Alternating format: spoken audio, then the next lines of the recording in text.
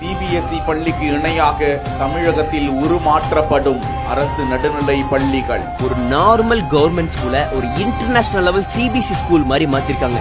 7500 கோடி ஒதுக்கீடு செய்யப்பட்டு முதற்கட்டமாக கோவை கவுண்டம்பாளையத்தில் அரசு நடுநிலை பள்ளி சிபிஎஸ்இ தரத்திற்கு மாற்றப்பட்டிருக்கும் காட்சியை தான் பார்த்து கொண்டிருக்கிறோம். இந்த ஸ்கூல்ல பாத்தீங்கன்னா கிட்டத்தட்ட ஏராளமான மரங்கள் இருக்குது. எந்த மரத்தையும் நம்ம டிஸ்டர்ப் பண்ணக்கூடாது, நம்ம வெட்டக்கூடாதுன்ற ஒரே நோக்கத்தோட ஆர்கிடெக்சரல் டிசைனையே அதுக்கு ஏத்த மாதிரி நம்ம மாத்திருக்கோம். Computer lab, digital smart class room, science laboratory, students நல்ல தண்ணி குடிக்கிறதுக்கு ட்ரிங்கிங் வாட்டர் ஃபெசிலிட்டி, 3000 ஸ்கொயர் ஃபீட்ல மல்டி ஸ்போர்ட்ஸ் ஸ்டவ், குழந்தைங்க மண்ணு தரையில உட்கார்ந்து சாப்பிடாம இருக்க dining area, decorations, landscaping, 24/7 CCTV சர்வேலன்ஸ்னு நிறைய விஷயங்கள் இந்த ஸ்கூல்ல பண்ணிருக்காங்க. பல்லாண்டுகளாக செயல்பட்டு வரும் இந்த மாநகராட்சி நடுநிலை பள்ளி நடுத்தரத்தோடு எப்போதும் போலதான் இருந்தது. தமிழக அரசின் நம்ம பள்ளி நம்ம ஊரு திட்டத்தின் கீழ் தனியார் பங்களிப்பில் 7 கோடி ரூபாய் ஒதுக்கீடு செய்யப்பட்டு ஹைஜீனிக்கான வகுப்பறைகள், கழிவறைகள், ஸ்மார்ட் வகுப்புகள், தரையில் அமர்ந்து சாப்பிட்ட காலத்தை மாற்றி அமைத்து ஹைடெக்காக உணவு சாப்பிடும் அறைகள், இந்த பள்ளியில் வளர்ந்து நெடுந்திருக்கும் ஒரு மரத்தை கூட வெட்டாமல்